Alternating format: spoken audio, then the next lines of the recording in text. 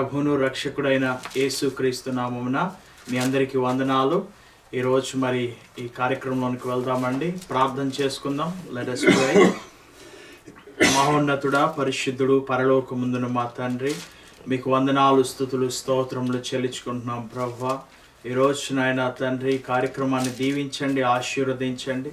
మీ సన్నిధిని తోడుగా ఉంచి ఈరోజు నాయన లెసన్ నాయన ప్రభువా అనేకులకు ఆశీర్వదకరంగా ఉన్నట్లు మీ పరసంబంధమైన జ్ఞానమును మాకును అయ్యా వినుచున్న వారికి దయచేయండి. మా మనస్సును, తలంపుల, ఆలోచన సమస్తను మీ స్వాధీనం ఉంచుకోమని ఈ ప్రార్థన యేసుక్రీస్తు పరిశుద్ధ నామమున అడిగి వేడుకుంటున్నాం తండ్రి. ఆమేన్. In Jesus name we pray. Amen.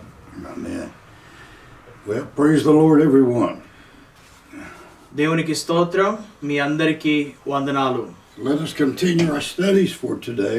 ఈరోజు మరి మన యొక్క లెసన్ లోనికి వెళ్దామండి. May not be able to hear me very well because I have a problem with my throat today, trying to speak.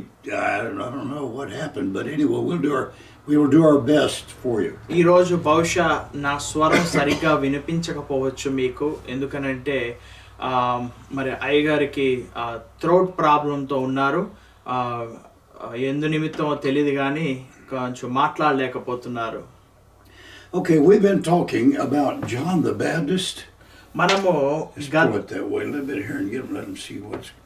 గత కొద్ది రోజులుగా బాప్తిజం ఇచ్చి యోహాను గురించి మనం ధ్యానించుకుంటున్నాము. And I know we dealt extensively on it. మనం బాప్తిజం ఇచ్చి యోహాను గురించి గత 2 లెసన్స్ లో చాలా లోతైన విషయాలు కొన్నిటిని మనము మాట్లాడుకోవడం జరిగింది. Yeah, we will be addressing these things right here in more detail when we get into the book of Acts. మరి అపోస్తల కార్యానికి వెళ్ళినప్పుడు ఇంకొన్ని విషయాలు మీకు అర్థమవుతాయండి. ఒక్కసారిగా కాకుండా ఇక్కడ ఇప్పుడు పునాది అనేది ఏర్పరచబడుతూ ఉన్నది. And a lot of this we've taught will be more clear later. ఇప్పుడు మేము ఏదైతే మాట్లాడుతున్నామో దేవుని రాజ్యమును గురించి, దేవుని రాజ్యం సమీపంగా ఉన్నది, ఇవన్నీ కూడా మీరు జాగ్రత్తగా ఈ క్రొత్త నిబంధనలో ఉన్న సువార్తల్లో కానివ్వండి, అపోస్తల కార్యం లెసన్స్ వింటేనే ఇవి మీకు అర్థమవుతాయి. So we felt it was necessary that we should deal with mainly 3 aspects of this teaching before we move on. ఈ యొక్క మరి లెసన్స్ లో నుంచి 3 ముఖ్యమైన విషయాలు మీకు బోధించాలనేది మా యొక్క ఉద్దేశమై ఉన్నది. Because we talked last time, the kingdom of God. I think it's important that we understand what the kingdom of God is. మొదటి విషయం ఏంటంటే దేవుని రాజ్యం అంటే ఏంటి, దేవుని రాజ్యం గురించి మీరు తెలుసుకోవడం అనేది ఒకటి ప్రాముఖ్యమైన విషయం. అసలు దేవుని రాజ్యం ఎప్పుడు ప్రారంభమైంది, దేవుని రాజ్యం అంటే ఏమిటి? Now, we can just pass over the kingdom of God and just go on, but I think it's critical that we take our time because John the Baptist said, the kingdom of God is at hand. Jesus said, the kingdom of God is at hand. మనం కావాలనుకుంటే చాలాసార్లు ఏం చేస్తారంటే క్రొత్త నిబంధనలో ఇన్ని పుస్తకాలు ఉన్నాయి, ఇవి అని అనుకొని మనం ముందుకు వెళ్ళిపోవచ్చు. కానీ చూడండి, బాప్తిజం ఇచ్చి యోహాను దేవుని రాజ్యం సమీపంగా ఉంది అన్న విషయాన్ని చాలా ఖచ్చితంగా బోధించాడు. యేసు ప్రభు వారు కూడా అదే విషయాన్ని బోధించాడు. మరి ఇద్దరు కూడా ఈ విషయాన్ని బోధించినప్పుడు దీనిని తేలికగా తీసుకోవడానికి వీల్లేదు. So we talked about those 3 aspects. The kingdom of God was one. I want you to go to Luke 17 and 21. మరి ఒకసారి ఒక లేఖన భాగం చూద్దాం అండి. మొదటి విషయం, దేవుని రాజ్యం అనేది చాలా ప్రాముఖ్యమైన అంశమై ఉన్నది. లూకా సువార్త 17వ అధ్యాయము. Luke 17 and 21.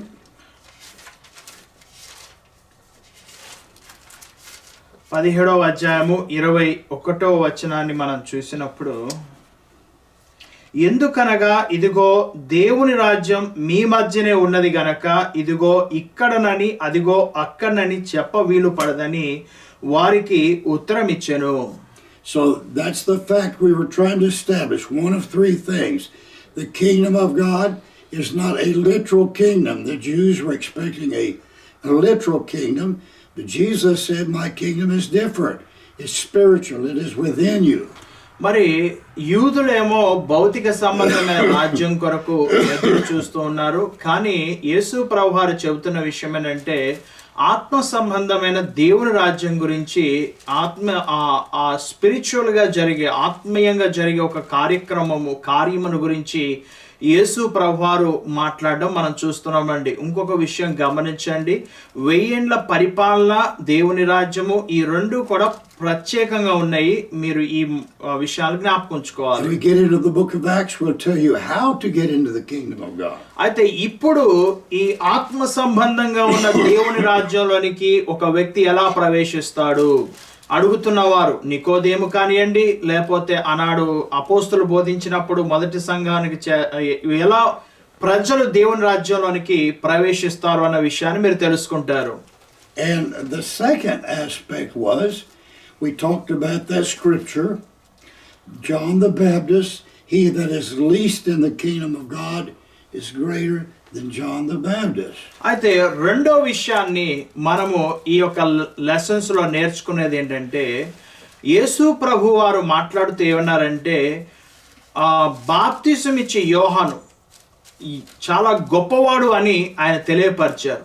మరి అదే విధంగా యేసు ప్రభు వారు ఏమన్నారంటే దేవుని రాజ్యంలో అల్పుడైన వాడు బాప్తిసం ఇచ్చే యోహాను కంటే గొప్పవాడు అని అన్నాడు. ఎందుకు ఈ మాట అన్నాడో మనం ఆ విషయాన్ని కూడా చూడాలి. And so today the third aspect we're going to deal with, and we're going to close this portion of John the Baptist out if we can today. అయితే మూడో విషయం ఏదైతే ఉన్నదో దాన్ని మనం జ్ఞాపకం చేసుకొని ఈరోజు మరి మీరు దేవుని రాజ్యం అంటే ఒక అవగాహన మీకు కలిగింది. బాప్తిజం ఇచ్చి యోహాను కాలము, దేవుని ఇప్పుడు క్రొత్త నిబంధన క్రింద ప్రారంభమైన కాలములో జన్మించిన వారు ఎంత గొప్ప ఆశీర్వాదాలతో దీవించబడ్డారో మీరు తెలుసుకున్నారు నిన్నటి దినమున. ఇవాళ ఒక ముఖ్యమైన విషయాన్ని మనం జ్ఞాపకం చేసుకుందాం.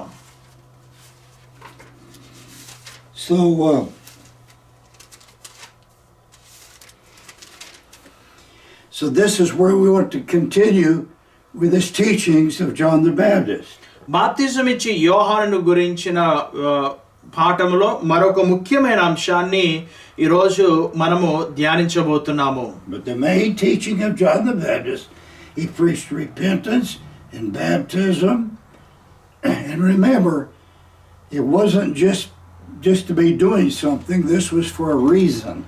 అయితే చూడండి, బాప్తిజం ఇచ్చి యోహాను యొక్క బోధలో చాలా ప్రాముఖ్యమైన విషయాలు ఏంటి అని మనం ఆలోచన చేసినప్పుడు, మారు మనస్సును గురించి ఆయన బోధించాడు, మారు మనస్సునకు తగ్గ ఫలములు ఫలించడం గురించి ఆయన బోధించాడు, మరి అదే విధంగా దేవుని రాజ్యం సమీపంగా ఉన్నది అన్న విషయాన్ని కూడా జ్ఞాపకం చేశాడు. ఇవన్నీ ఏదో ఉత్తునే ఆయన చెప్పలేదండి.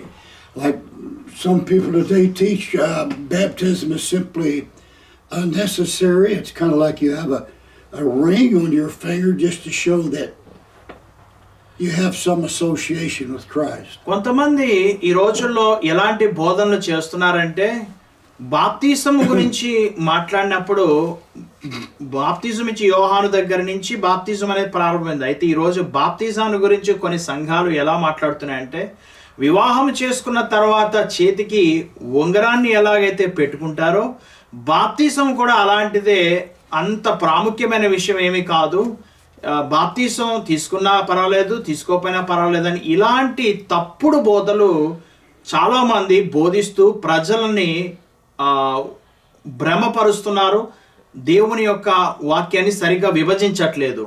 But remember, we're dealing with sins, we're dealing with man's salvation. జాగ్రత్త అండి, మానవుడి యొక్క పాప విమోచనకు సంబంధించిన విషయం ఇది. పాపాలు కడగబడాలి అని అంటే ఒక దేవుడిచ్చిన ప్రణాళిక చొప్పున వెళ్ళినప్పుడే మన యొక్క పాపాలు అనేవి కడగబడతాయి. Mark 1:4. మార్కు సువార్త 1వ అధ్యాయము 4వ వచనాన్ని మనం చూసినప్పుడు,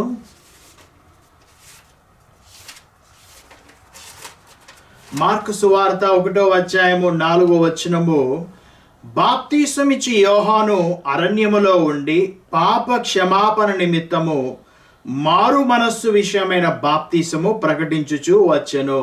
So you see the plan of salvation emerging. We see repentance and baptism, and notice it was for the remission of sins. మరి మొదట ఈ మార్పు జరిగే కాలంలో చూడండి, దేవుడు మొదట తన దూతను అనగా యోహాన్ని పంపించి, యోహాను ఏమని బోధిస్తున్నాడండి? మారు మనస్సు, బాప్తిస్మము, మరి పాపాలు క్షమించబడతాయి అన్న విషయాన్ని ఆయన జ్ఞాపకం చేస్తున్నాడు. And notice we see it now: believing, repenting, water baptism for the remission of sins, and then John said he will baptize you with the Holy Ghost. చూడండి, మొదట మరి నమ్మటము, మారు మనస్సు, బాప్తిస్మము, ఇవి బాప్తిసం ఇచ్చి యోహాను బోధించాడు. ఇంకొక మాట ఏమంటున్నాడు? నేను నీళ్ళల్లో మీకు బాప్తిసం ఇచ్చాను, కానీ నా వెనుక వచ్చేవాడు అగ్నిలో బాప్తిసం ఇస్తాడు అన్న విషయాన్ని కూడా జ్ఞాపకం చేస్తున్నాడు.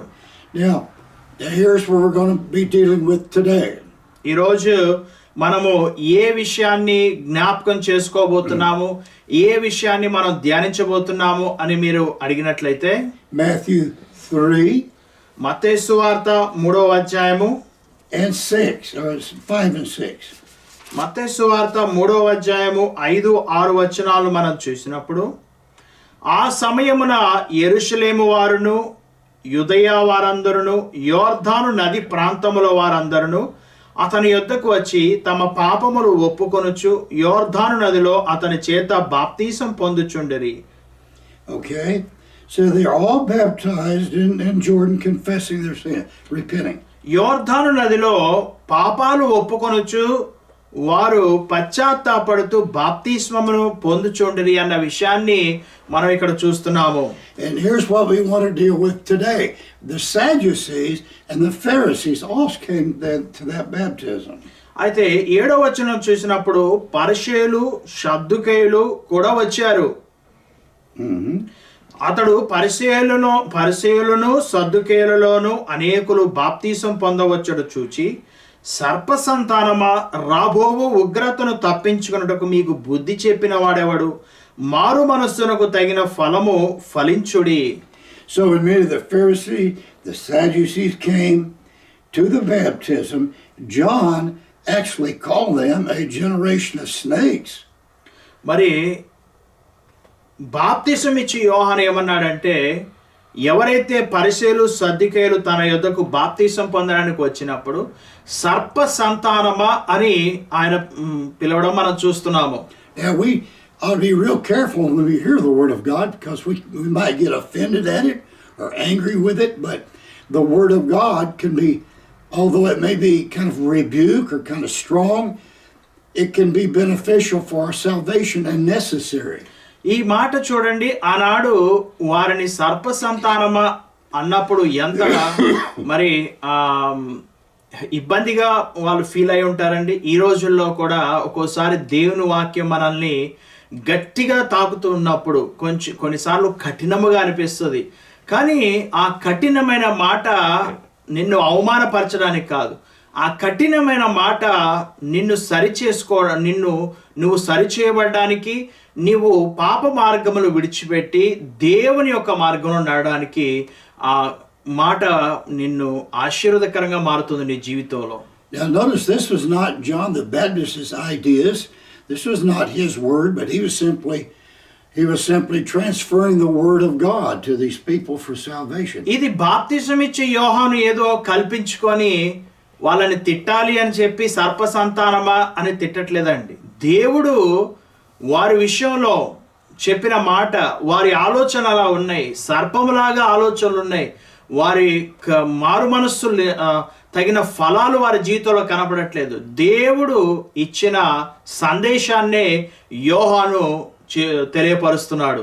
So the words he outlined to these people were basically a way of escape from judgment and wrath that was to come. ఎందుకు ఇంత కఠినమైన బోధ అనేది ఆ రోజు వినిపించబడింది అంటే, రాబోతున్న తీర్పు నుంచి తప్పించబడ్డానికి మరి అందించబడిన మాటలై ఉన్నవి. But John is telling them, you get ready. He's warning about the wrath to come, but they became very offended at the teaching of John the Baptist. మరి ఇక్కడ చూసినట్లయితే బాప్తిజం ఇచ్చే యోహాను యొక్క ఉద్దేశం ఏంటంటే దేవుడిచ్చిన సందేశం ప్రజలని ఏ విధంగా మీరు రాబోతున్న తీర్పు నుంచి తప్పించబడతారు అన్న విషయాన్ని ఆయన తెలియపరుస్తూ బోధిస్తూ ఉన్నప్పుడు కొంతమంది ఏమో అంగీకరించారు, కొంతమంది ఏమో అభ్యంతరపడ్డారు. ఈరోజు కూడా కఠినమైన మాటకు చాలా మంది అభ్యంతరపడుతున్నారు.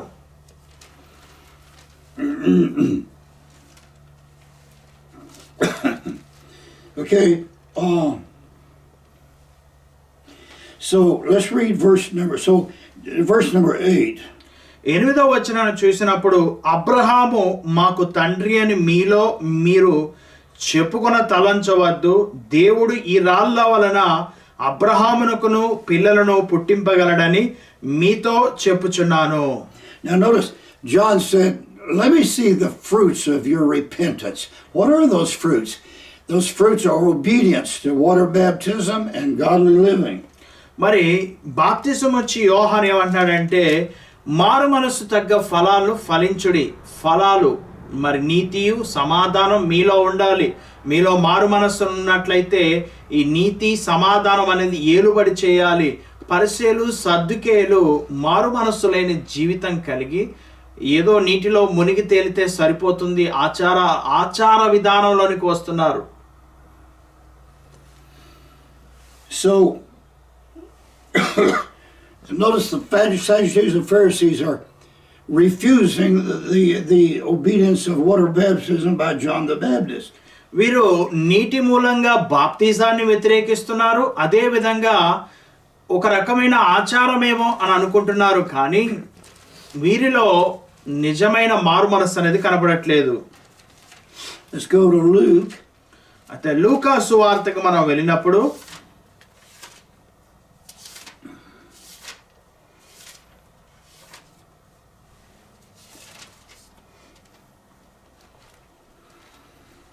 Now, catch all of this if you can. మీరు ఈ విషయాన్ని ఒకసారి చూడండి. Luke which chapter, sir? Luke 7th chapter. లూకా సువార్త 7వ అధ్యాయము. Now, hold that chapter. Luke 7. లూకా సువార్త 7వ అధ్యాయము 29. 29వ వచనం చూసినప్పుడు Now let's go back to Matthew 3 and 9. Do you want me to read first this one? Yeah, let's just read Matthew 3 and 9. మొదట మత్తయి సువార్త 3:9 చదువుకొని మళ్ళీ ఇక్కడికి వద్దామండి. మత్తయి సువార్త 3వ అధ్యాయము 9వ వచనాన్ని మనం చదువుదాము. So notice the requirement. He's baptizing. He requires repentance and baptism. Now remember, he that believeth and is baptized. It all correlates together. ఇక్కడ ఏది కూడా తీసివేయడానికి వీలు లేదండి. మారు మనస్సు ఉండాలి, విశ్వాసం ఉండాలి, బాప్తిసం ఉండాలి, పరిశుద్ధమైన జీవితం ఉండాలి. దీనిలో ఏది తీసేయకుండా మనము తీసివేయినప్పుడే రక్షణను పొందుకుంటాము. అంతేకాని విశ్వాసం లేకుండా మారు మనస్సు లేకుండా నీళ్ళలో మునిగి రావడం వలన ఉపయోగం లేదు. And so John says, యోహాను ఏమంటున్నాడంటే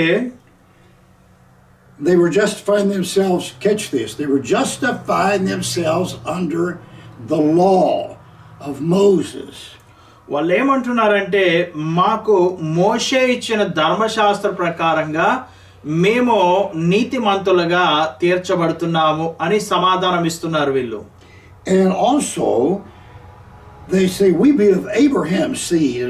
Basically we're in obedience to no man basically but to Abraham teaching. వాళ్ళు ఇంకా ఏమంటున్నారంటే మాకు ఇక ఏది కూడా అవసరం లేదు, అబ్రహాము సంతానమై ఉన్నాం, మేము అబ్రహాము సంతానమై ఉన్నాం కాబట్టి మాకు ఇవన్నీ కూడా రిక్వైర్ కాదు అని వాళ్ళు మాట్లాడుతున్నారు. Now let's go to over here in Luke 7:29. లూకా సువార్త 7వ అధ్యాయము 29వ వచనాన్ని మనం చూసినప్పుడు Let's read 28 first. 28వ వచనం ఫస్ట్ మొదట చదువుకుందాం అండి. స్త్రీలు కనిన వారిలో యోహాను కంటే గొప్పవాడెవడును లేడు, అయినను దేవుని రాజ్యములో అల్పుడైన వాడు అతని కంటే గొప్పవాడని మీతో చెప్పుచున్నాను. Now he's got the Sadducees and the Pharisees coming to Jesus, and Jesus is telling them, you should listen to John the Baptist. There's no greater prophet than John the Baptist. మరి ఇక్కడ సద్దుకయ్యులు, సుంకరులు, పరిసయ్యులు యేసు ప్రభు యొద్దకు వచ్చినప్పుడు ఆయన జ్ఞాపకం చేస్తున్నాడు, యోహాను బోధించిన బోధన మీరు వింటే బాగుండేది అని ఆయన తెలియపరుస్తున్నాడు. ప్రజలందరూ సుంకరులను యోహాను బోధ విని అతడిచ్చిన బాప్తీసం పొందిన వారై దేవుడు న్యాయవంతుడని ఒప్పుకొనిరి గాని పరిశీలను ధర్మశాస్త్రోపదేశకులను అతని చేత బాప్తీసం పొందక తమ విషయమైన దేవుని సంకల్పమును నిరాకరించిరి. Now let's read verse 29. ప్రజలందరూ సుంకరులను యోహాను బోధ విని అతడిచ్చిన బాప్తీసం పొందిన వారై. See, there's the fruits that the people were willing to bear, but the Pharisees were not going to bring forth fruits of repentance and baptism. చూడండి, పరిశీలు శాస్త్రులేమో ధర్మశాస్త్ర ఉపదేశకులేమో వినడానికి ఇష్టపడట్లేదు, మాకంతా తెలుసు అని ఈ యొక్క మాటలను వారు వినడానికి ఇష్టపడట్లేదు. Now, but all the people that heard him and the publicans, the sinners and whatever, they justified God. In other words, how would we say this? They verified that what God was sending through John the Baptist was justified. మరి ప్రజలందరూ కూడా ఎవరైతే బాప్తిజం ఇచ్చి యోహాను దగ్గరకు వచ్చారో వారందరూ ఒప్పుకున్న విషయం ఏంటంటే యోహాను యొక్క బాప్తిజం. How did they do this? Excuse me, go ahead. One second. Okay. లూకా సువార్త 7వ అధ్యాయం 29వ వచనము వాడుక భాషలో ఈ విధంగా తర్జుమా చేశారండి. యోహాను బోధనలు విని ప్రజలు చివరకు పన్నులు వసూలు చేసే వాళ్ళు కూడా యోహాను ద్వారా బాప్తీసం పొందారు, తద్వారా వాళ్ళు దేవుడు సంకల్పించినట్లు చేశారు. అంటే దేవుడు వారి విషయంలో ఈ బోధ ఏదైతే అనుగ్రహించాడో ఇది దేవుడి నుంచి వచ్చిన బోధ అని వారు ధృవీకరించుకున్నారు. ఆ యొక్క నమ్మకం వారిలో కలిగింది. So I know we're taking a little bit of time, but many people don't even understand water baptism, what it means, how important it is. We need to drill this into our minds. This is very important. ఎందుకు మేము ఇంత సమయాన్ని తీసుకున్నామంటే చాలా మందికి మొదటి విషయం దేవుని రాజ్యం అంటే అసలు తెలియదు. రెండో విషయం బాప్తిజం అంటే రకరకాల కారణాలకి బాప్తిజం తీసుకుంటారు. అసలు బాప్తిజం యొక్క ఉద్దేశం అనేది ఈరోజు కనుమరుగైపోతున్నది. One thing is for the remission of sins. Another thing is when you're baptized, you are actually justifying God by obedience to water baptism, showing obedience to that, not rebellion. మరి మొదటి విషయం ఏంటంటే బాప్తిజం ఎందుకు తీసుకున్నావంటే నీ పాపాలు కడిగివేయబడుతున్నాయి. రెండో విషయం ఏంటంటే నువ్వు ఒప్పుకుంటున్నావు దేవుడు న్యాయవంతుడు, మన క్రియలు చెడ్డవై ఉన్నవి కానీ ఆయన న్యాయవంతుడు అని నీవు క్రియ రూపంగా కనపరుస్తున్నావు. When you're baptized or you rejected baptism, I'm telling you there's a spiritual world that's looking on. ఇంకొక విషయం అండి, ఎప్పుడైతే బాప్తిసాన్ని నువ్వు తిరస్కరిస్తున్నావో దాని యొక్క అర్థం ఏంటంటే దేవుని యొక్క సంకల్పాన్ని నువ్వు తిరస్కరిస్తున్నావు. దేవుడు నిన్ను రక్షించడానికి ఆయన ఏర్పాటు చేసిన ప్రణాళికను ఒక్కోసారి మనం రక్షింపబడ్డానికి ఎవరైనా చక్కటి ఉపాయాన్ని చెప్పినప్పుడు తిరస్కరిస్తే వారికి ఎలా ఉంటుందండి? అదేవిధంగా దేవుడు ఒక చక్కటి ప్రణాళికని ఇచ్చినప్పుడు మరి ఆ బాప్తిజాన్ని తిరస్కరిస్తున్నావు అంటే దేవుడు ప్రణాళికను నువ్వు తిరస్కరిస్తున్నావు. So it's not the water doesn't wash away sins, it's the obedience. Water is just a typology of washing. మరి ఆ నీళ్లు మిమ్మల్ని శుద్ధి చేయడం కాదు. నీళ్ళు ఎందుకు ఉన్నాయంటే ఒక సాదృశ్యంగా ఉన్నాయి. శుద్ధి చేసుకోవడానికి మనం ఎలాగైతే కాళ్ళు కడుక్కుంటామో చేతులు కడుక్కుంటామో మన పాపాలు కడగబడాలి అని అంటే లోబడడం ద్వారా అంటే ఇక్కడ నువ్వు దేవుని మాటకి లోబడడం ద్వారా ఆ నీళ్ళల్లో ఆ కార్యం అనేది జరుగుతుంది, నీ పాపాలని కడిగబడుతున్నాయి. So look what happens when one rejects the truth of water baptism and other elements of the gospel once they've heard. చూడండి, దేవుని మాటను స్వరాన్ని విని ఒకవేళ బాప్తిజాన్ని తిరస్కరించినట్లయితే లేదా బాప్తిజము రాంగ్ రీజన్స్ తో తీసుకున్నట్లయితే మీరు ఆలోచన చేయాలి. Verse 30. 30వ వచనం చూడండి. పరిసయ్యులు ధర్మశాస్త్రోపదేశకులు అతని చేత బాప్తిసం పొందక తమ విషయమైన దేవుని సంకల్పమును నిరాకరించిరి. So the word of God, it turned on them simply because they refused water baptism. చూడండి, వాళ్ళు నీటి బాప్తిసాన్ని తిరస్కరించడం ద్వారా దేవుని సంకల్పాన్ని, తద్వారా వాళ్ళు దేవుడు తమ కోసం సంకల్పించిన దాన్ని నిరాకరించారు. దేవుడు వారికి ఏర్పాటు చేసిన తప్పించుకోవడానికి, తీర్పు నుంచి తప్పించబడడానికి దేవుడు అవకాశం ఇస్తే వారు నిరాకరించారు. So let me show you what we're talking about. Now let's go back to Matthew 3 and 6. మరి మత్తయి సువార్త 3వ అధ్యాయము 6వ వచనానికి వెళ్ళినప్పుడు, తమ పాపములు ఒప్పుకొనుచు యోర్దాను నదిలో అతని చేత బాప్తిస్మము పొందుచుండిరి. So now we have John. He talked to these Sadducees and Pharisees, and no, we're not going to be baptized. If you were under the law, we'd be of Abraham's seed. అయితే వారు ఏమంటున్నారంటే, మేము ధర్మశాస్త్ర ప్రకారంగా నీతిమంతులుగా తీర్చబడుతున్నాము, మేము అబ్రహాము సంతానమై ఉన్నాము, ఈ అవసరం లేదు అని వారు కొట్టివేస్తూ ఉన్నారు. Now let's go to verse number 10. 10వ వచనానికి వెళ్ళినప్పుడు, ఇప్పుడే గొడ్డలి చెట్ల వేరున ఉంచబడి ఉన్నది గనక మంచి ఫలము ఫలింపని ప్రతి చెట్టును నరకబడి అగ్నిలో వేయబడును. I don't know how you do it in other parts of the world, but in America, an axe is a very sharp object, metal object, and it has a long handle on it. మరి మీ దగ్గర గొడ్డలి ఎట్లా ఉందో మా దగ్గర కూడా గొడ్డలి ఉంటుందండి. ఆ గొడ్డలి మరి హ్యాండిల్ చూస్తే చాలా పొడుగ్గా ఉంటుంది, కానీ దాని యొక్క గొడ్డలి చాలా షార్ప్గా ఉంటుంది. So when you get ready to chop down a tree in America, so you can get a good grip on the axe handle. చాలాసార్లు చెట్టు నరికేటప్పుడు మేము ఏం చేస్తామంటే, మంచి గ్రిప్ అనేది రావడానికి చేతులకి దాన్ని గట్టిగా పట్టుకోవాలి అని పట్టుకొని. So now John said, look at all these people, looking at the Pharisees and the Sadducees, and said, okay, I've got an axe now. అయితే యోహాను చూడండి, పరిశీలన శాస్త్రంలో అందరిని చూసి, ఇదిగో గొడ్డలి ఉన్నది జాగ్రత్త అని యోహాను వాళ్ళకి విషయాన్ని చెబుతున్నాడు. Now I said, okay, I'm going to lay this axe right at the root of the tree. Okay, I'm going to lay this axe. The axe is laid at the root of the tree. I'm fixing to cut it down.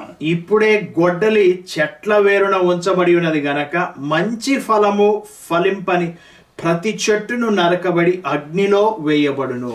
Now notice he said at the root of the tree. It wasn't up here. It was the very root, the foundation of that whole tree. If he cuts those roots, is going to fall. ఒకవేళ ఆ వేరు నుంచి నరకబడింది అనుకోండి, చెట్టంతా కూడా పడిపోతుంది. He's not talking about literal trees. He's talking about men that obey the gospel or don't obey the gospel. ఇతను చెట్ల గురించి మాట్లాడట్లేదు. మాట్లాడుతున్న విషయం ఏంటంటే, ఎవరైతే దేవుడు మాట లోబడతారో, దేవుడు మాటని లోబడిన వారు ఎలాంటి పరిస్థితి ఉంటుందో అన్న విషయాన్ని నేను జ్ఞాపకం చేస్తున్నాడు. So you telling me these things that John the Baptist preached were not necessary, were not important? Repentance, baptism? మరి చాలా మంది ఏమంటారు తెలుసా అని, బాప్తిజం ఇచ్చి యోహాను మారు మనసు గురించి బోధించాడు, బాప్తిజం గురించి బోధించాడు, ఇవి అంత ప్రాముఖ్యం కాదులే అని కొంతమంది కొట్టివేస్తున్నారు. Now notice he just told the Sadducees and the Pharisees, bring forth a fruit worthy or meet for repentance. మారు మనస్సుకు తగిన ఫలము ఫలించుడు అని పరిసయ్యులకు, శాస్త్రులకు, ధర్మశాస్త్ర ఉపదేశకులకు ఈ విషయాన్ని ఆయన జ్ఞాపకం చేశాడు. And every tree that does not bring forth good fruit will be cut down ఏ చెట్టు అయితే into the fire. ఏ చెట్టు అయితే మంచి ఫలములు తీసుకొని రాదో ఆ చెట్టు నరకబడి ఆ తర్వాత మరి అగ్నిలో వేయబడును అన్న విషయాన్ని కూడా ఆయన జ్ఞాపకం చేశాడు. Now, a lot of people teach, though, there is no hell, you know, on some of these things, but let me tell you, you don't burn up brush and tree limbs with dirt. Some people say it's just the grave, it's just the dirt and the ground. No, you don't burn up a limb and trees with dirt, you burn it up with fire. ఇంకొంతమంది ఎలా తయారయ్యారంటే ఈ మధ్యకాలంలో అసలు నరకం అనేది లేదు, నరకం అనేది ఏంటంటే కేవలం సమాధిలో ఉండడము అని కొంతమంది ఇలాంటి బోధలు చేస్తున్నారు. మీరు ఎప్పుడైనా సరే ఎండిన చెట్లని మట్టితోటి కాలుస్తారా అండి? కాలవరు కదా. ఎలాగైతే మరి ఆ అగ్నితోటి బూడిద చేయబడుతుందో దేవుని యొక్క వాక్య ప్రకారంగా అనీతి మంతులకి ఈ యొక్క ఎటర్నల్ ఫైర్ అనేది నిత్య నరకం అనేది ఉన్నది. Then John repeats himself in verse number 11. చూడండి, మరలా యోహాను చెబుతున్నాడు ఏమని? ఇప్పుడే గొడ్డలి చెట్ల వేరున ఉంచబడి ఉన్నది గనక మంచి ఫలము ఫలింపని ప్రతి చెట్టును నరకబడి అగ్నిలో వేయబడును. మారు మనస్సు నిమిత్తం నేను నీళ్ళల్లో మీకు బాప్తీసం ఇచ్చుచున్నాను. అయితే నా వెనుక వచ్చుచున్నవాడు నాకంటే శక్తివంతుడు, ఆయన చెప్పులు మోయుటకైనను నేను పాత్రును కాను. ఆయన పరిశుద్ధాత్మలోను అగ్నితోను మీకు బాప్తీసం ఇచ్చును. Interesting. ఇక్కడ ఒక చాలా ఆసక్తికరమైన ఒక మాట కనిపిస్తుందండి. So John said, మరి యోహాను ఏమంటున్నాడంటే, well, you know, look like I've offended some people. కొన్నిసార్లు కఠినంగా బోధ చేసినప్పుడు చాలా మంది అభ్యంతర పడుతూ ఉంటారు. అయ్యగారు మా కోసం ఏవో కావాలని మమ్మల్ని పొడుస్తున్నాడు, కావాలని మా కొరకే చెబుతున్నాడు అని చాలా మంది అభ్యంతరపడి ఈ మధ్యలో ఒక సంఘం నుంచి ఒక సంఘానికి జంపులు చేసే వాళ్ళు చాలా మంది ఎక్కువైపోతున్నారు. So the Sadducees and the Pharisees, they were offended. They were justified under the law. Catch that. And being of the seed of Abraham. మరి పరిసయ్యులు శాస్త్రులు కూడా వీళ్ళు ఏమంటున్నారంటే, మేము అబ్రహాము సంతానం, మాకే ఇలాగే చెప్తావా అని వాళ్ళు అభ్యంతరపడుతున్నారు. కొన్నిసార్లు చూడండి సంఘాల్లో మేము పెద్దలము, లేకపోతే మా తాత ముత్తాతల నుంచి మేము క్రైస్తవ్యంలో ఉన్నాము, మాకు తెలీదా క్రైస్తవ్యము అని ఇలాంటి మాటలు మాట్లాడుతూ ఉంటారు. బోధకుడు ఎప్పుడైనా కఠినమైన బోధ అనేది దేవుడిస్తున్న సందేశం, జాగ్రత్త. And it wasn't as though it was some great thing. Matter of fact, it was a very simple thing. All they had to do is obey the word of God, repent, and be baptized of John. మరి బాప్తిజం ఇచ్చి యోహాను చెబుతున్న మాట ఏమన్నా కఠినమైనగా ఉందా అండి? ఆయన చెబుతున్న విషయం ఏంటంటే, మారు మనస్సు పొందండి, బాప్తిజం తీసుకోండి, మీ పాపాలు ఒప్పుకోండి, మారు మనస్సు తగ్గ ఫలములు ఫలించుడి అన్న విషయాన్ని ఆయన చెబుతున్నాడు. Interesting. So John said, okay, I started this little fire. I've kindled this little bitty fire. అయితే తనేమన్నాడంటే, నేను కేవలం నిప్పునే స్టార్ట్ చేశాను, కానీ జాగ్రత్త, But there's coming somebody after me. అయితే నా వెనక వచ్చేవాడు, He got a big old fan in his hand. ఆయన చేతిలో ఏముందంటే చేట ఉంది, చేట ఆయన చేతిలో ఉన్నది. What I have started, he's going to cause a big flame. అయితే నేను ఏదైతే స్టార్ట్ చేశానో ఆయన దానిని శుభ్రం చేస్తాడు, చక్కగా శుభ్రం చేస్తాడు అన్న మాటని మనం ఇక్కడ చూస్తున్నాము. He will thoroughly purge his floor of all the chaff. మరి ప్రతిదీ కూడా ఆయన శుభ్రం చేయవాడు, శుభ్రం చేస్తాడు. తూర్పరబట్టే చేట ఆయన చేతిలో ఉన్నది. ఆయన కళ్ళమును శుభ్రం చేసి తన గోధుమల్ని ధాన్యపు కొట్టులో వేసుకుంటాడు, పొట్టుని ఆరని మంటల్లో వేసి కాలుస్తాడు. And we're dealing with baptism and repentance. Very simple. And yet many people do not want to come into the Word of God. ఈ రోజుల్లో దేవుని వాక్యము కఠినముగా ఉన్నా కానీ అది అసాధ్యమైన విషయం కాదండి చేయడానికి. దేవుడు మనకి సులువైన లోబడటము అనే ఒక విషయం మనం గమనించి బాప్తిజం తీసుకొని మారు మనసు తగ్గ ఫలములు ఫలిస్తూ పరిశుద్ధమైన జీవితాన్ని జీవించడము అది కష్టతరమైనది కాదు, కానీ చాలా మంది లోబడటకు ఇష్టపడరు. So John is saying, what I have preached to you is right, and when he comes, he's going to confirm it by making it even more so. అయితే బాప్తిజం ఇచ్చి యోహాను ఏమంటున్నాడంటే, నేను కేవలం మీకు ఈ విషయాలు చెప్పాను కానీ ఆయన చక్కగా ఇంకా ధృవీకరిస్తాడు నా వెనక వచ్చేవాడు అన్న విషయాన్ని ఆయన జ్ఞాపకం చేస్తున్నాడు. He's going to gather the fruit in his garner, but he's going to burn up the chaff now with unquenchable, not dirt, but fire. ఆయన తన కళ్ళమును బాగుగా శుభ్రము చేసి గోధుమలను కొట్టులో పోసి ఆరని అగ్నితో పొట్టును కాల్చువేనని వారితో చెప్పెను. గోధుమలన్నీ ధాన్యపు కొట్టులో వేసుకుంటాడు, పొట్టును ఆరని మంటల్లో వేసి కాలుస్తాడు. Now read 13 and 14 real quick. 13-14 వచనాన్ని మనం చూసినప్పుడు, ఆ సమయమున యోహాను చేత బాప్తీసం పొందుటకు యేసు గలిలయ నుండి యోర్దాను దగ్గర నుండి అతని యొద్దకు వచ్చెను. అందుకు యోహాను, నేను నీ చేత బాప్తీసం పొందవలసిన వాడై ఉండగా నీవు నా యొద్దకు వచ్చుచున్నావా అని ఆయనను నివారింప చూచెను గాని. Okay, did we read that? Yes. Now notice here,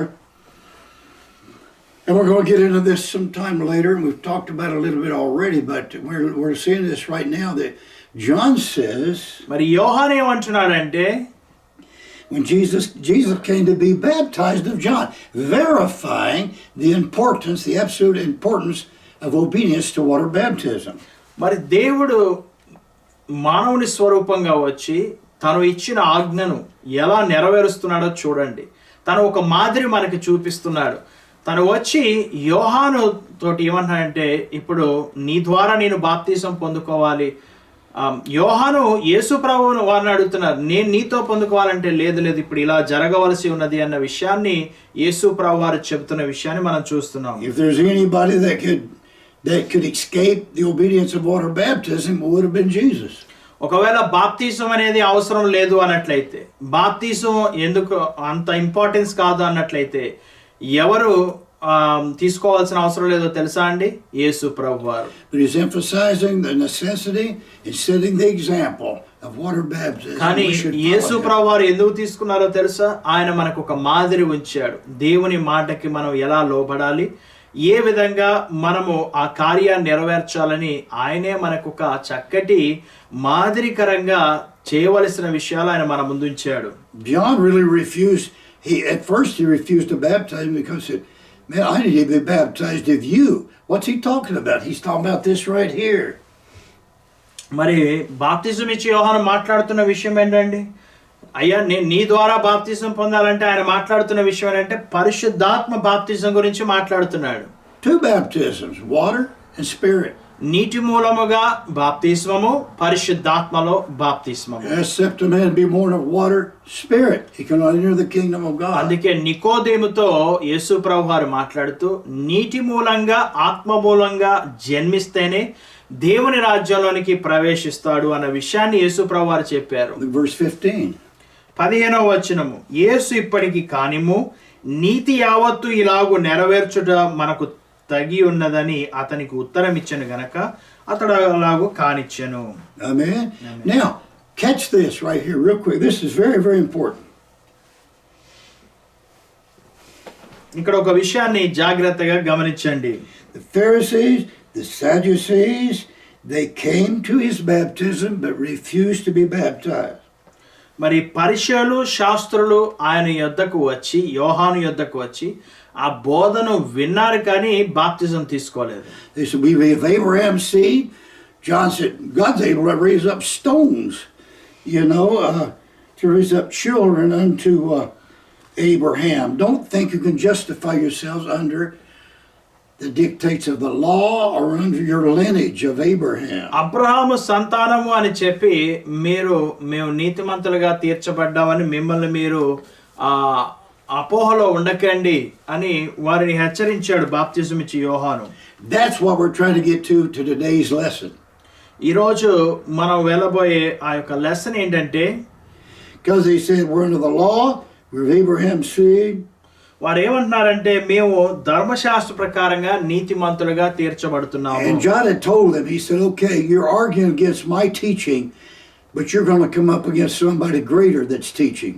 అయితే మీరు నా యొక్క ఉపదేశాన్ని తిరస్కరిస్తున్నారు కానీ నా వెనక వచ్చేవాడు నాకంటే గొప్పవాడు, ఆయన అగ్నిలో మీకు బాప్తిజం ఇస్తాడు అన్న విషయాన్ని బోధిస్తూ ఆయన ఈ విషయాల్ని అక్కడున్న పరిశీలకి శాస్త్రులకి తెలియపరిచాడు. And he's going to tell you exactly how it is. మరి ఆయన ఇంకా చక్కగా మీకు తెలియపరుస్తాడు అన్న విషయాన్ని కూడా జ్ఞాపకం చేశాడు. And that's what happened after they argued with John. Sometime later, they encountered Jesus. అయితే యోహాను తోటి వారు వాగ్విదం చేసిన తర్వాత కొన్ని రోజుల తర్వాత యేసు ప్రభుతో ఇదే వాగ్దానాన్ని వాళ్ళు చేస్తూ Now ఉన్నారు. let's look at that conversation. Let's go to Luke 16 మరి లూకా సువార్త 16వ అధ్యాయం చూడండి. and 14. 16వ అధ్యాయం 14వ వచనం చూడండి ఒకసారి. 16-14 ధనాపేక్ష గల పరిసయ్యులు ఈ మాటలను విని ఆయనను అపహసించుచుండగా.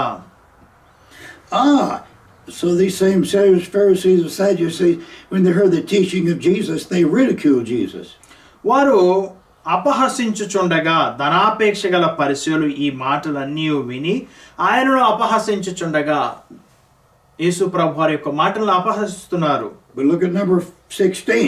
Now here's the one with a fan in his hand. He's going to really get this fire burning. చూడండి, చేట పట్టుకున్న వ్యక్తి యేసు ప్రభు వారు. ఆయన చెబుతున్న మాట, you want me to read 15th verse? 15. Just 15. ఆయన మీరు మనుష్యుల ఎదుట నీతిమంతులని అనిపించుకున్న వారు గాని దేవుడు మీ హృదయముల ఎరుగును, మనుష్యులో ఘనముగా ఎంచబడినది దేవుని దృష్టికి అసహ్యము. Instead of justifying God, they're being justified under men. వారు మనుషుల ముందు మేము నీతిమంతులము అని కనపరుచుకుంటున్నారు. Amen. So, which is more important? Follow tradition, follow men's ideas, or simply follow the accurate word of God? ఇక్కడ ఒక ఆలోచన చేయండి. సాంప్రదాయాలు లేకపోతే ఆచారాలు, వాటిని మనం ఆ యొక్క ట్రెడిషన్స్ ఏవైతే పితరుల యొక్క ఆచారాలు ఉన్నాయో వాటి ప్రకారంగా వెళ్దామా, దేవుని యొక్క ఆలోచన ప్రకారంగా నడుద్దామా? If it doesn't line up with the word of God, even today, ఈ రోజు కూడా చాలా మంది సంఘాల్లో ఆచారమే ఎక్కువగా ఉన్నది కానీ దేవుని మాటకు లోబడట్లేదు. somebody needs to warn, and many people are. Many are teaching right, but if it doesn't line up to the word of God, you need to check it off or dismiss it or something. You need serious times. We need to know exactly what God says in order to be. దేవుడి యొక్క మాట ప్రకారంగా బోధిస్తున్నారా లేదా, దేవుని మాట ఆ విధంగా ఉందా లేదా అని మనం చెక్ చేసుకోవాలి. ఆచార విధానంలో కాదండి, దేవుని వాక్యం ఏం చెప్తుందో మనం జాగ్రత్తగా గమనించాలి. Okay, so Jesus said, okay, all right. యేసు ప్రభు వారు ఏమన్నారంటే, Now, okay. So Jesus made an astounding statement. This is the most important statement right here, a very, very important statement in verse number 16. 16వ వచనంలో యేసు ప్రభువారు ఒక మాటని ఇక్కడ అన్నారు. చాలా జాగ్రత్తగా చూసినప్పుడు ఇది ఎంతగానో ఆశ్చర్యాన్ని కలిగిస్తుంది. యోహాను కాలము వరకు ధర్మశాస్త్రమును ప్రవక్తలను ఉండిరి, అప్పటి నుండి దేవుని రాజ్య సువార్త ప్రకటింపబడుచున్నది, ప్రతివాడును ఆ రాజ్యములో బలవంతముగా చొరబడుచున్నాడు. And remember, Jesus, I didn't come to do away with the law, I came to fulfill the law. ఇంకో మాట కూడా గమనించండి. యేసు ప్రభువారు ఏమన్నారంటే, ధర్మశాస్త్రాన్ని నేను తీసివేయడానికి రాలేదు, ధర్మశాస్త్రాన్ని నెరవేర్చడానికి వచ్చాను అని అన్నారు. Jesus was the author of the law. ధర్మశాస్త్రానికి ఎవరు గ్రంథకర్త అంటే యేసు ప్రభువారు రాసిన వ్యక్తి. As God in creation, or as God with Moses giving the law. That's God's law. I didn't come to do away with it, but I came to fulfill it, the purpose of it. ధర్మశాస్త్రాన్ని నెరవేర్చడానికి నేను వచ్చానని యేసు ప్రభువారు అంటున్నారు. ఆయన మరి మోషే ద్వారా ఇశ్రాయేలు ప్రజలకి ఆ ధర్మశాస్త్రం అనేది అనుగ్రహించబడ్డది. Now, Jesus said, really only I can do this. That's because he was God himself. The law and the prophets, I ordained them. They would exist until John the Baptist. ధర్మశాస్త్రం కానివ్వండి, ప్రవక్తలు కానివ్వండి, ఏర్పాటు చేసింది ఎవరు అని అంటే దేవుడు. Okay? And since John started preaching, we start a transition. From Ante- the old law waxes old, the new law becomes to come in. So they started transition. అయితే ఈ సమయాన్ని ఏమని పిలువబడుతుంది అని అంటే ఈ సమయము యోహాను కాల సమయము, పాత నిబంధన ధర్మశాస్త్రము మార్పు జరుగుతున్న సమయము, క్రొత్త నిబంధన వచ్చే సమయం రాబోతుండగా ఇది ఒక మార్పు జరిగే ప్రదేశంగా ఉన్నది. Now this is what we're getting at today. We're going to study about each dispensation, how people are going to be accountable at the white throne judgment according to the dispensation in which they lived. Were they obedient to what was taught under that particular dispensation? దేవుడు ప్రతి ఒక్కొక్క కాలంలో ఒక్కొక్క బయటపడడానికి మానవుడికి ఒక అవకాశాన్ని దేవుడు దయచేశాడు. ఆ మానవుడు ఎప్పుడైతే ఆ యొక్క దేవుని ప్రణాళికకు లోబడినప్పుడు దేవుడు వారిని విడిపించువాడు. That's why it's important to understand and taught properly what we're required under our dispensation. That's what we will be judged by. అందుకే ఈ తరములో, ఈ యొక్క సమయములో, ఈ యొక్క కాలములో దేవుని యొక్క రక్షణ ప్రణాళిక అనేది ఏంటో మనం తెలుసుకోవాలి. అది తెలుసుకోకపోతే మనకి దేవుడు ఇచ్చిన రక్షణ ఈ యొక్క ప్రణాళికను మనం గ్రహించలేకపోతే అది భయంకరము. Those that lived under the law, the dispensation of the law, they will be judged under the law. Those that lived under conscience dispensation or human government, they will be judged according to that dispensation. మరి దేవుడు ఈ కాలాలు ఏవైతే Bible గ్రంథంలో మనం చూసినప్పుడు ధర్మశాస్త్రము మానవుని యొక్క you want this board? Yeah, we're ready for it. Yeah. మనం చూసినప్పుడు అమాయకత్వ కాలము కానివ్వండి, మనస్సాక్షి కాలము కానివ్వండి, మానవుని యొక్క ఆలోచన సమయం కానివ్వండి, ఈ కాలాల్లో మానవుడు దేవుడు మాటకు లోబడిన విధానాన్ని బట్టి దేవుడు ఆయా కాలంలో వారికి ఇచ్చిన ప్రణాళికను బట్టి ప్రజలు లోబడడం ద్వారా వారు రక్షించబడతారు. That's why we're trying so hard to outline properly. Because I have a responsibility, Brother Chandrakant, to his people. We have a responsibility. We've got to tell it exactly like it is. I don't want to take a chance. It's not worth my soul to compromise what God said is going to be required in our dispensation. ఈ రోజుల్లో మనుషులకి రక్షణ ప్రణాళిక ఏంటి అని అంటే చాలా జాగ్రత్తగా చెప్పవలసిన బాధ్యత ప్రతి సేవకుడి మీద ఉన్నది. ఎందుకంటే ఇక్కడ మనం ఎటువంటి ఛాన్సెస్ తీసుకోలేమండి. ఇది తీసేద్దాంలే అండి, అది తీసేద్దాంలే అని. ధర్మశాస్త్రంలో ఉన్నప్పుడు వాళ్ళు గుడారం దగ్గర ఇది తీసేద్దాం, అది తీసేద్దాం అనుకున్నారా అండి? లేదు కదా. ఈరోజు మరి ఎందుకు క్రైస్తవ్యం కొన్ని విషయాల్ని తీసేస్తుంది, కొన్ని విషయాల్ని పట్టించుకోవట్లేదు? I don't want to fail to proclaim to you the whole gospel. I'm not going to stand in that position and God asked me, why didn't you tell the whole gospel like the Apostle Paul did or Peter or the rest of them? ఇది ఎంత భయంకరం అండి. దేవుడు ముందు నుంచున్నప్పుడు నువ్వెందుకు సంపూర్ణమైన సువార్తను అందించలేదు? నీ ముందు సాక్ష్యాలు ఉన్నాయి కదా, నీ చేతిలో సాక్ష్యాలు ఉన్నాయి కదా. పేతురు గారిని నువ్వు చూడలేదా? పౌలు గారిని నువ్వు చూడలేదా? వారు చెప్పిన మాటల్ని నువ్వు గ్రహించలేదా? నీ చేతిలో నా మాట ఉన్నది కదా అని దేవుడు మనల్ని అడిగితే ఏం సమాధానం చెబుతాము? Now look at this statement. The law and the prophets, let's read it together. The law and the prophets were until John. యోహాను కాలము వరకు ధర్మశాస్త్రమును ప్రవక్తలను ఉండిరి. అప్పటి నుండి దేవుని రాజ్య సువార్త ప్రకటింపబడుచున్నది. ప్రతివాడును ఆ రాజ్యములో బలవంతముగా చొరబడుచున్నాడు. And since that time, the kingdom of God is preached. Remember, John said, the kingdom of God is near. Jesus said the kingdom of God is near. మరి యేసు ప్రభువు వారు చెప్పారు కదండి, దేవుని రాజ్యం సమీపంగా ఉందన్నారు. యోహాను కూడా దేవుని రాజ్యం సమీపంగా ఉన్న విషయాన్ని బోధించాడు. And the kingdom of God did come after the death of Jesus at Calvary. అయితే దేవుని రాజ్యము ప్రారంభం అనేది, దేవుని రాజ్యములోనికి ఎంటర్ అనేది కలువరి తర్వాత మానవులు అందులోనికి అడుగుపెట్టడం మనం చూస్తున్నాము.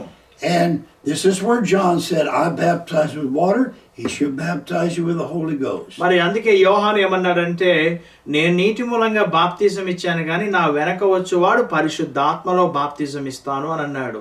Read Luke 17:21. లూకా సువార్త 17వ అధ్యాయము 21వ వచనాన్ని మనం చూసినప్పుడు, ఎందుకనగా ఇదిగో దేవుని రాజ్యం మీ మధ్యనే ఉన్నది గనక ఇదిగో ఇక్కడనని అదిగో అక్కడనని చెప్ప వీలు పడదని వారికి ఉత్తరం ఇచ్చెను. Amen. Amen. There's your spiritual body. There's your church. There is the kingdom of God. ఎక్కడైతే మీరు ఇద్దరు ముగ్గురు లేదా మీ సంఘము ప్రభు రక్తంలో కడగబడిన వారందరూ ఒక చోట చేర్చబడినప్పుడు అది దేవుని రాజ్య సభ్యులై ఉన్నారు. అది సంఘము దేవుని రాజ్యమై ఉన్నది. You get into it by believing that Jesus is the Christ. ఏ విధంగా సంఘంలోనికి మీరు సభ్యుడవుతారండి? దేవుని రాజ్యంలో సభ్యుడవుతారు. మీరు ప్రభునందు విశ్వాసం ఉంచి నీటి మూలంగా బాప్తిసం పొందుకొని పరిశుద్ధాత్మను పొందుకోవడం ద్వారా మీరు అందులోనికి మీరు సభ్యులవుతున్నారు. Repenting of our sins. మీరు మారు మనస్సు పొందాలి, పశ్చాత్తాపడాలి. Baptized in Jesus' name for the remission of sin. మరి మీ యొక్క పాపములు కడగబడాలి అని అంటే బాప్తిజం ద్వారానే మీ పాపాలు కడగబడతాయి. And receiving the baptism of the Holy Ghost. అదే విధంగా పరిశుద్ధాత్మను పొందుకోవడం అనేది మన జీవితంలో జరగాలి. And if we believe and if we repent and we're baptized, మనం విశ్వసించి నమ్మి బాప్తిజం తీసుకున్నట్లయితే God sees all of that.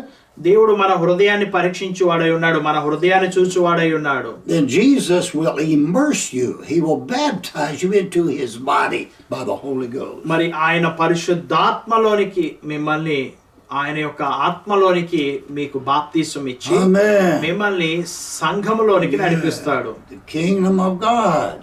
దేవుని యొక్క రాజ్యము. Now remember, we said that John the Baptist could not enter the kingdom of God. He preached about it.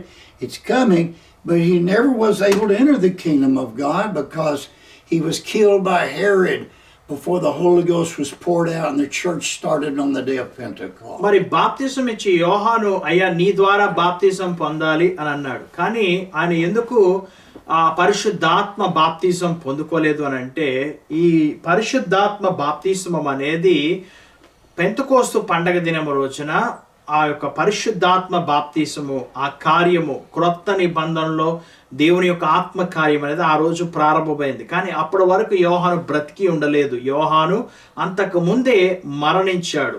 So we're trying to approach this so that questions will be answered, because some questions are going to come up. Well, was John the Baptist saved? Was he in the kingdom of God? Because Jesus said, he that is in the least of the kingdom of God, greater than John the Baptist. You need an answer for that. మరి చాలా ఇక్కడ మీకు ప్రశ్నలు వస్తూ ఉండవచ్చు. కొంతమంది అడుగుతూ ఉండొచ్చు, యోహాను రక్షించబడ్డాడా అంటే అవునండి ఆయన రక్షించబడ్డాడు. అయితే మీరు ఇక్కడ ఆ జరిగిన మార్పు కాలము ఆ యొక్క వాటన్నిటినీ గమనించాలి.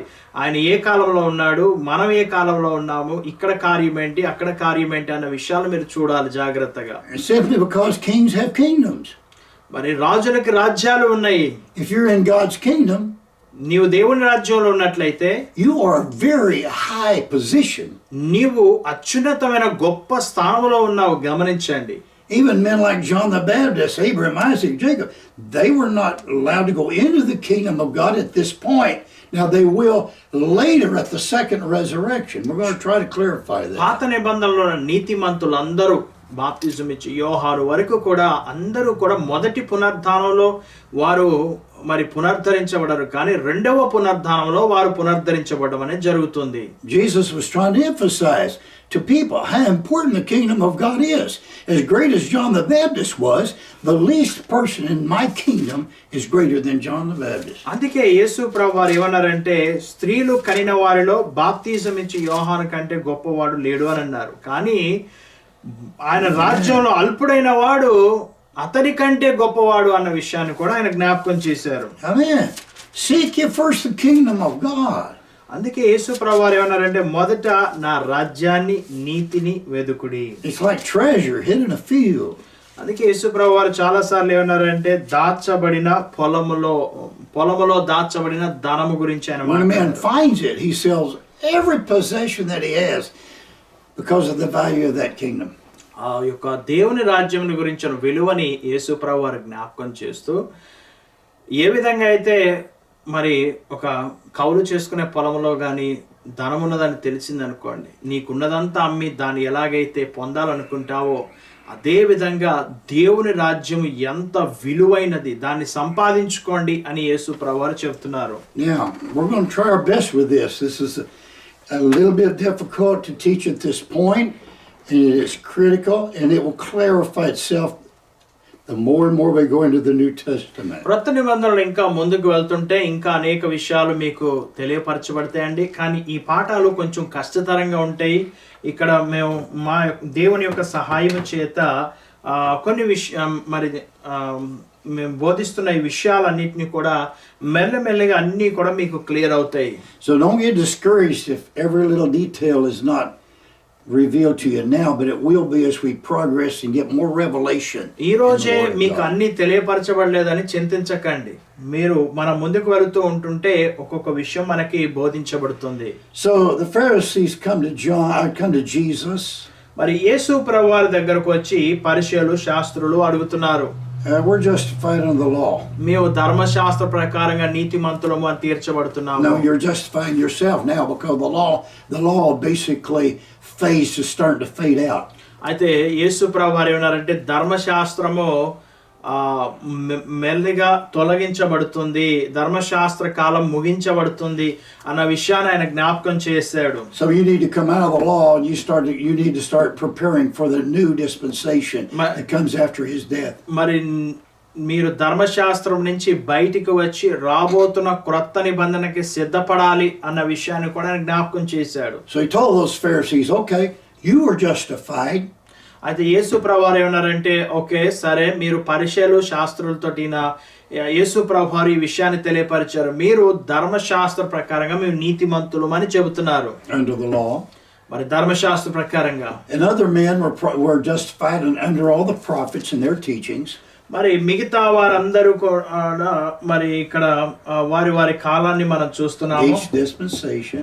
మరి ప్రతి కాలములో వారి యొక్క దేవుడు వారికి ఇచ్చిన ఆ యొక్క సమయాన్ని బట్టి వారు నీతిమంతులుగా తీర్చబడ్డారు. But the justification under the law and the prophets existed. That justification existed right up until John the Baptist, but then it changes. There's a reformation. ఇక్కడ బాప్తిజం ఇచ్చు యోహాను వచ్చిన కాలాన్ని ఏమంటారంటే మార్పు జరిగిన సమయము అని అంటారు. ఇక్కడ నుంచి మార్పు అనేది ప్రారంభమైంది.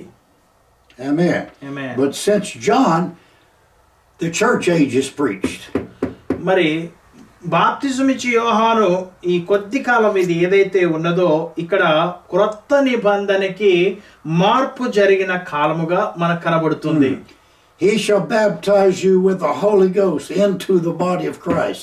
మరి ఈ యొక్క సంగమ యొక్క కాలం ప్రారంభమైనప్పుడు నీటి మూలంగానే బాప్తిజం కాదండి, పరిశుద్ధాత్మలో కూడా బాప్తిజం అనేది పొందుకుంటున్నాము. So start your transition. I want to see your fruits. I want to see your obedience. You're no longer justified under the law. ఈ క్రొత్త నిబంధన వచ్చే ముందు ఈ కాలం ఏదైతే ఉన్నదో ఆ కాలము బాప్తిజం ఇచ్చే యోహాను కాలము ఒక చేంజ్ జరిగే కాలముగా సూచిస్తుంది. So Jesus, in his small discourse right there, he really encompassed the salvation of all men from beginning to end.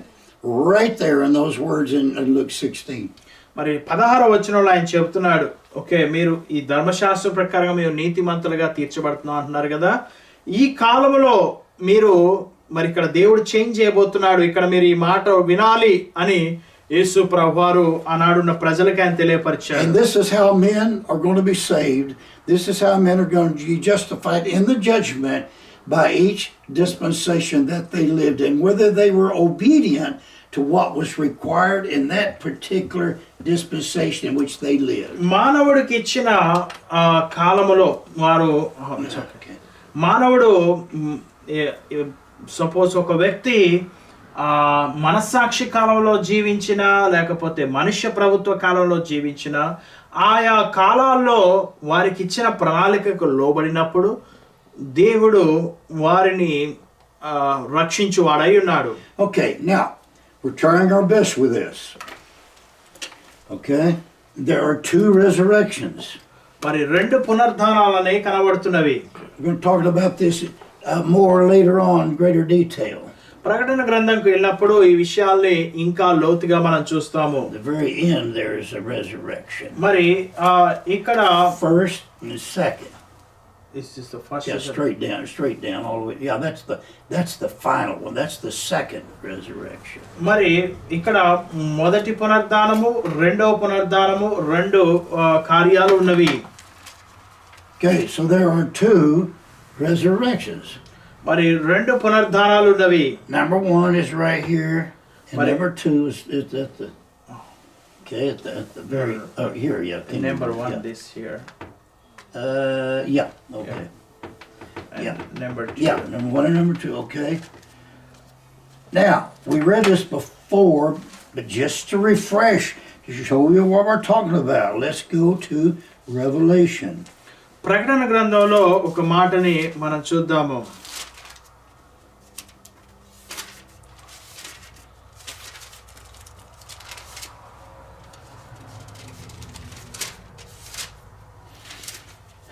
Okay.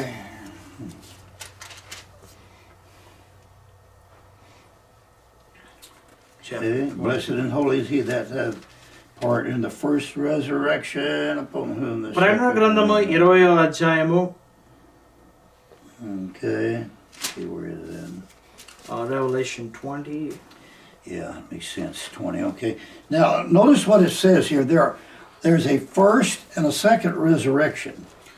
ఇక్కడ చెప్పబడుతున్న విషయాలే ఒకసారి మనం చూద్దామండి. And the first one, this is important for understanding. Revelation 20 and 6. 20 and 6. Okay. 20వ అధ్యాయము 6వ వచనము. Maybe we should read from 4th. Okay, go ahead. అంతట సింహాసనములను చూచితిని, వాటి మీద ఆసీనులై ఉండు వారికి విమర్శ చేయుటకు అధికారం ఇయ్యబడిను. మరియు క్రూర మృగముకైనను దాని ప్రతిమకైనను నమస్కారము చేయక తమ నొసల యందు గాని చేతుల యందు గాని దాని ముద్ర వేయించుకొనని వారిని యేసు విషయమై తామిచ్చిన సాక్ష్యము నిమిత్తమును దేవుని వాక్యము నిమిత్తమును శిరచ్ఛేదనము చేయబడిన వారి ఆత్మను చూచితిని. వారు బ్రతికిన వారై 1000 సంవత్సరములు క్రీస్తుతో కూడా రాజ్యము చేసిరి. ఆ 1000 సంవత్సరములు గడుచు వరకు కడమ మృతులు బ్రతకలేదు. ఇదియే మొదటి పునరుద్ధానము. ఈ మొదటి పునరుద్ధానములలో పాలుగలవారు ధన్యులను పరిశుద్ధులై ఉందురు. ఇట్టి వారి మీద రెండవ మరణమునకు అధికారము లేదు. వీరు దేవునికిని క్రీస్తుకును యాజకులై క్రీస్తుతో కూడా 1000 సంవత్సరములు రాజ్యము చేయుదురు. Yeah, read that chapter when you have time, that whole chapter there. But you've got Satan is put in the bottomless pit. The first resurrection takes place. And they reign and rule for 1,000 years upon the earth. మరి మొదటి పునరుద్ధానము జరిగిన సమయంలో దుష్టుడు బంధించబడతాడు. ఆ 1000 సంవత్సరాలు సమాధాన కాలం, 1000 ఏండ్ల పరిపాలన అని అంటాము. ఆ యొక్క మొదటి పునరుద్ధానములో పాల్గొనే వారు ఎవరంటే క్రొత్త నిబంధన క్రింద లోబడిన వారందరూ, రక్షణ ప్రణాళిక లోబడిన వారు, వీరందరూ కూడా క్రీస్తుతో కూడా 1000 సంవత్సరములు పరిపాలన చేయవారై ఉన్నారు. So the first resurrection, మరి మొదటి పునరుద్ధానము జరిగినప్పుడు సంఘము కాలం ముగించబడిన తర్వాత సంఘము ఎత్తబడినప్పుడు మొదటి పునరుద్ధానము జరిగింది. The people that are in that first resurrection, they will rule and reign with Christ on 1,000 years. క్రీస్తుతో కూడా కలిసి 1000 సంవత్సరాలు ఇక్కడ పరిపాలన చేస్తూ ఉన్నారు. But the rest of the dead, మరి మిగతా వారు, they did not live again until that 1,000 years was over. మిగతా వారందరూ కూడా ఈ 1000 ఏండ్ల కాలము తర్వాత వారు పునరుద్ధానం అయ్యారు. Now we're going to touch on this and then get more detail tomorrow, and we're going to finish up. But let's look at this second. Who's in this first resurrection? మొదటి పునరుద్ధానంలో ఎవరున్నారు, మరి రెండో పునరుద్ధానంలో ఎవరున్నారు అన్న విషయాన్ని మనం చూసినప్పుడు we need to get this real quick before we close. 1 Thessalonians. మరి ముగింపులోనికి వెళ్తున్నామండి. వెళ్ళే ముందు ఒకసారి ఈ మాటను మనం చూసి ముగించుకుందాము. Okay. 1 Thessalonians. మొదటి తెస్సలోనికలకు రాసిన పత్రిక. Okay. Let's see. Let's go to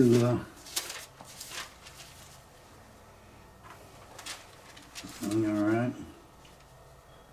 And we're looking at verse number chapter number 4.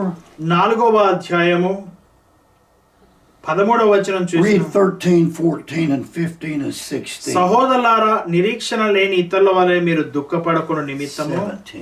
నిద్రించుచున్న వారిని గురించి మీకు తెలియకునట మాకు ఇష్టము లేదు. యేసు మృతి పొంది తిరిగి లేచినని మనం నమ్మిన యెడల అదే ప్రకారం యేసునందు నిద్రించిన వారిని దేవుడు ఆయనతో కూడా వెంటబట్టుకొని వచ్చును. మేము ప్రభు మాటను బట్టి మీతో చెప్పునదేమనగా, ప్రభు రాకడ వరకు సజీవులమై నిలుచుండు మనము నిద్రించు వారి కంటే ముందుగా ఆయన సన్నిధి చేరము. ఆర్భాటముతోనూ ప్రధాన దూత శబ్దముతోనూ దేవుని బూరతోనూ పరలోకము నుండి ప్రభువు దిగివచ్చును. క్రీస్తునందుండి మృతులైన వారు మొదట లేతురు. So it's the church, the kingdom of God. That's what's going to rise in the air. మొదట ఎవరు పునరుద్ధరించబడతారు అని అంటే, క్రీస్తునందుండ వారు మొదట క్రీస్తునందుండి మృతులైన వారు మొదట లేతురు. The body of Christ. How do you get into Christ? The dead in Christ you ride by being born again, water and spirit. అయితే మీలో కొంతమంది ప్రశ్నించవచ్చు, ఏ విధంగా మేము క్రీస్తులోనికి అంటగట్టబడతామండి ఆయన సంఘములోనికి, శరీరంలోనికి అని అంటే, నీటి మూలంగా, ఆత్మ మూలంగా నీవు జన్మించినప్పుడు నీవు ఆయన యొక్క సంఘములోనికి ప్రవేశిస్తున్నావు. So I think we're going to stop here. ఇక్కడ మనం ఈరోజు ఇక్కడ ఈ లెసన్ ని That's a lot to absorb. ఎందుకంటే ఇక్కడ చాలా విషయాలు ఈరోజు మీరు గ్రహించడానికి కొంచెం ఇబ్బందిగా ఉంటుంది. But tomorrow we're going to see again who's in that first resurrection, who's in that second resurrection. రేపటి దినాన మనము ఈ మొదటి పునరుద్ధానంలో ఎవరున్నారు, రెండవ పునరుద్ధానంలో ఎవరున్నారు అన్న విషయాలు మనం చూద్దాము. Amen. So we'll see you tomorrow again for another lesson. మరి రేపటి లెసన్ లో మనం అందరం కలుసుకుందామండి. ప్రార్థన చేసుకుందాము. మహోన్నతుడా, పరిశుద్ధుడు, పరలోకమందున మా తండ్రి, డిస్పెన్సేషన్స్ గురించి, కాలాల గురించి, రక్షణ ప్రణాళిక గురించి, ఈ సమయంలో నాయన ప్రభువా ఎలా మేము రక్షించబడవలసి ఉన్నదో ఆ విషయాలను ధ్యానిస్తున్నప్పుడు ఏ విషయంలో కూడా మానవుని యొక్క ఆలోచనలు కానీ, థియరీస్ కానీ, పారంపర్య ఆచారాలు కానీ చోటు ఇవ్వకుండా లేఖనాలు ఏవైతే చెబుతున్నాయో వాటిని మేము గ్రహించడానికి సహాయం చేయండి తండ్రి.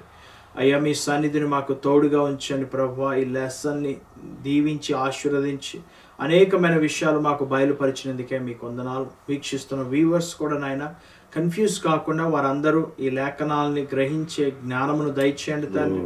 అయ్యా, కనులకు మరుగై ఉన్న అనేకమైన విషయాలు మేము తెలుసుకోవడానికి సహాయం చేయండి తండ్రి. ఈ మాటను దీవించి ఆశీర్వదించమని ఈ ప్రార్థన యేసు క్రీస్తు పరిశుద్ధ నామమున అడిగి వేడుకొంచున్నాం తండ్రి. In the name of Jesus we pray. Amen. అందరికీ వందనాలు. Thank you and God bless you. రేపు ఇదే సమయానికి మరలా మనం కలుసుకుందామండి. మరి అదేవిధంగా మీకు ప్రీవియస్ లెసన్స్ ఎవరైతే క్రొత్తగా ఒకవేళ ఈ లెసన్స్ వింటున్నట్లయితే ప్రీవియస్ లెసన్స్ యూట్యూబ్లో అప్లోడ్ చేశాము. ఎవ్రీ వీక్ కూడా ఈ లెసన్స్ అన్నీ కూడా యూట్యూబ్లో అప్లోడ్ చేయబడతాయి. మీకు సమయం ఉన్నప్పుడు ఏదైనా కన్ఫ్యూషన్ ఉన్నట్లయితే యూట్యూబ్లో మిగతా లెసన్స్ కూడా మీరు చూడండి. అప్పుడు ఈ లెసన్స్ అన్నీ కూడా మీకు చక్కగా అర్థమవుతాయి. ఒకరోజు వచ్చి ఒకరోజు రాకుండా ఉన్నట్లయితే ఈ లెసన్స్ మీకు అర్థం చేసుకోలేరండి. ఇది జస్ట్ మేము బైబిల్ గురించి ఇంతమంది ఉన్నారు, లేకపోతే ఇన్ని పుస్తకాలు ఉన్నాయి, ఈ నెంబర్స్ ఇవ్వడం కాదు. కొన్ని ముఖ్యమైన సబ్జెక్ట్స్ని మీరు తెలుసుకోవడానికి మరి దేవుడు చక్కటి అవకాశాన్ని ఇచ్చాడు. క్రొత్త నిబంధనలో ముఖ్యంగా యేసు ప్రభువారు ఎవరు, దేవుని రాజ్యం అంటే ఏమిటి, 1000 ఏళ్ల పరిపాలన అంటే ఏంటి, దేవుని రాజ్యం ఎక్కడి నుంచి ప్రారంభమైంది, ఇలా అనేకమైన ప్రాముఖ్యమైన విషయాలు. మనిషి కుమారుడని ఎందుకు పిలువబడ్డాడు, లేకపోతే దైవ కుమారుడని ఎందుకు పిలువబడ్డాడు, ఇలాంటి ఎన్నో సబ్జెక్ట్స్ రాబోతున్నాయి. కాబట్టి ప్రతి క్లాస్ కూడా చాలా ప్రాముఖ్యమైనదై ఉన్నది. God bless you. రేపు మరలా ఇదే సమయానికి కలుసుకుందాం. ఆమేన్.